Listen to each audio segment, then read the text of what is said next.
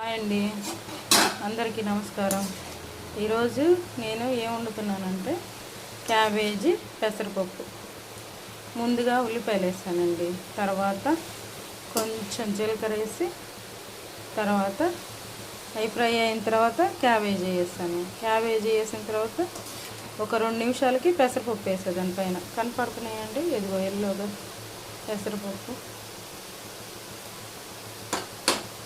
వేసాను. తర్వాత ఫ్రై అయిన తర్వాత చూపిస్తా.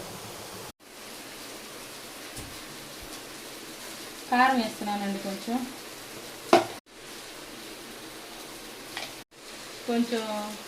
జీలకర్ర పొడి వేసి, ఇదిగోండి తిప్పుతున్నాను. కరివేపాకు వేస్తానండి, కొంచెం లైట్గా ఫ్రై చేస్తాను చూడండి. ఇదిగోండి క్యాబేజీ పెసరపప్పు రెడీ అయిపోయింది. ఎవరు ఒక లైక్ కూడా వస్తలేదండి, షేర్ చేయట్లేదు, కామెంట్ చేయట్లేదు, సబ్స్క్రైబ్ చేయట్లేదు. థ్యాంక్స్.